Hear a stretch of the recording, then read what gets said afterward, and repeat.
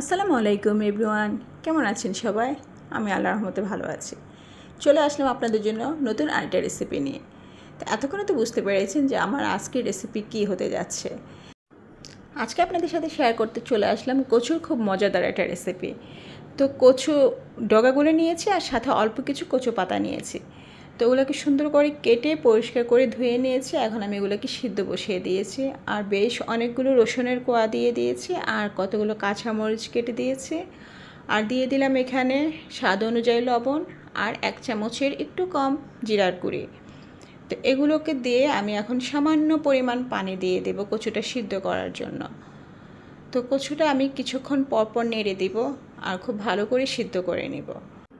কচু ডগা থেকে শুরু করে লতি পর্যন্ত যে কোনো আইটেমে আমার খুব বেশি পছন্দ। আর কচু কিন্তু আমাদের অনেক বেশি উপকারী, যদিও একটু অ্যালার্জির প্রবলেম আছে, কিন্তু তারপরেও কচু কিন্তু আয়রনের প্রচুর ঘাটতি পূরণ করে। অনেক সময় বাচ্চারা কচু খেতে চায় না, তবে আমার এই রেসিপি ফলো করে যদি কচু রান্না করা হয় তাহলে অবশ্যই আমি গ্যারান্টি দিচ্ছি বাচ্চারাও কচু খেতে বাধ্য হবে। এতটাই মজার হয় এই কচু, আর গলা তো একদমই চুলকায় না। আর কচু রান্নায় কিন্তু রসুনের পরিমাণটি একটু বেশি লাগে, তাহলে গলা চুলকানোর সম্ভাবনাটা একটু কম থাকে। আমার বাচ্চারাও কিন্তু প্রথমে কচু খেতে চাইতো না, পরে একদিন বুঝিয়ে সুজিয়ে একটু জোর করে খাওয়াই দিছি, তারপর থেকে ব্যাস এখন কচু রান্না করলে আমার টেবিলে নেওয়ার আগে আগে শেষ হয়ে যায়। সবাই এতটাই মজা করে কচু খেয়ে নেয়। দেখতেই পাচ্ছেন কচুটা কিন্তু একদম সিদ্ধ হয়ে গিয়েছে। এখন আমি এটাকে একটু ডাল ঘুটনি দিয়ে থেতলে নিব। খুব ভালো করে এটাকে থেতলে একদম ভর্তার মতো করে নিব। এই যে কচুগুলো কিন্তু একদম গলা গলা হয়ে গিয়েছে। এখন আমি এটাকে আরও কিছুক্ষণ চুলার মধ্যে রেখে পানিটা শুকিয়ে নেব। কোনো রকম পানি রাখা যাবে না কচুর মধ্যে, আর পানি থাকলেই কিন্তু গলা চুলকানোর সম্ভাবনা একটু থেকে যাবে। এই জন্য পানিটা চেষ্টা করবেন একদম পুরোপুরি শুকিয়ে নিতে। তো এই পর্যায়ে এসে কিন্তু আমার কচুর পানি একদম শুকিয়ে গিয়েছে। এখন আমি কচুগুলোকে উঠিয়ে একটা সাইডে রেখে দেব। তারপরে আমি এগুলোকে বাগার দিয়ে দিব। তো আমি এখানে বাগারের জন্য নিয়ে নিয়েছি একটা কড়াইতে পরিমাণ মতো তেল। তেলের পরিমাণটা একটু বেশি দিবেন। তারপর দিয়ে দিলাম এখানে কয়েকটা শুকনো মরিচ কেটে। এখন এখানে আমি চিংড়ি মাছ কেটে দিয়েছি কতগুলো। চিংড়ি মাছগুলো একটু মোটামুটি বড় সাইজের ছিল, সেজন্য মাঝখান থেকে কেটে 2-3 টুকরো করে দিয়ে দিয়েছি।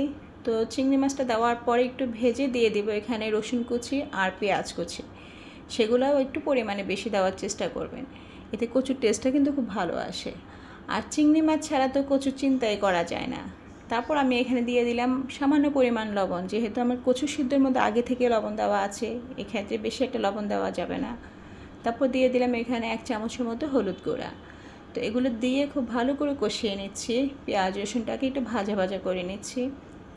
তারপর যখন এগুলো ভাজা ভাজা হয়ে যাবে এখানে আমি দিয়ে দেব আবার 4-5টা কাঁচামরিচ ফালি করে। কচুর মধ্যে ঝালের পরিমাণটি একটু বেশি হলে কিন্তু খেতে বেশ ভালোই লাগে। তারপর এগুলো যখন ভাজা হয়ে যাবে এখন আমি এখানে সিদ্ধ কচুগুলো দিয়ে দেব। তো কচুটা দিয়ে খুব ভালো করে বেশ অনেকক্ষণ ধরে এটাকে আমি নেড়ে ছেড়ে রান্না করব। আর হ্যাঁ, আপনাদের কাছে আমার ছোট্ট একটা অনুরোধ, যারা আজকে আমার ভিডিও প্রথম দেখছেন প্লিজ আমার চ্যানেলটি সাবস্ক্রাইব করে দিবেন আর পাশে থাকা বেল আইকনটি অবশ্যই প্রেস করে দিবেন, তাহলে আমার পরবর্তী ভিডিও আপনার কাছে পৌঁছে যাবে সবার আগে। আর যারা ফেসবুক পেজ থেকে দেখছেন তারা আমার পেজটি লাইক ফলো দিয়ে দেবেন আর আমাকে সাপোর্ট করার চেষ্টা করবেন, এটা আপনাদের কাছে আমার একটা রিকোয়েস্ট থাকলো। তো এই যে এইভাবে নেড়ে ছেড়ে আমি কিন্তু কচুগুলোকে খুব ভালো করে শুকিয়ে নিয়েছি। দেখেন এক ফোঁটাও কিন্তু পানি দেখা যাচ্ছে না। কচু রান্নায় একটা জিনিস আমি খেয়াল করেছি, যত বেশি তেল দেই না কেন কিছুক্ষণ পরে তেল উধাও হয়ে যায়, তেল কিন্তু আর দেখা যায় না। তো ফাইনালি কিন্তু আমার কচু রান্না ডান। এখন আমি এটাকে একটা সার্ভিং ডিশে নিয়ে নিচ্ছি। এইভাবে কচু রান্না করলে বিশ্বাস করেন এতটা মজা হয় যে আপনি না খেলে বুঝবেন না।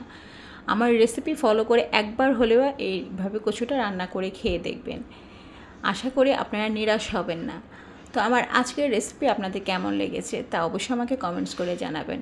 আর রেসিপি যদি ভালো লাগে তাহলে ভিডিওতে একটা লাইক শেয়ার দিয়ে অন্যদেরকে দেখার সুযোগ করে দেবেন। আর অবশ্যই আমার চ্যানেলের পাশেই থাকবেন আর আমাকে সবাই একটু সাপোর্ট করে যাবেন। 1 প্লেট গরম ভাত, 1 টুকরো লেবু আর এই কচু রান্না, খেতে যেন অমৃত। তো আজকে আর কথা বাড়াচ্ছি না, আবার দেখা হবে আগামী কোনো ভিডিওতে। সে পর্যন্ত সবাই ভালো থাকবেন, সুস্থ থাকবেন, নিজে এবং নিজের পরিবারের খেয়াল রাখবেন। আল্লাহ হাফিজ।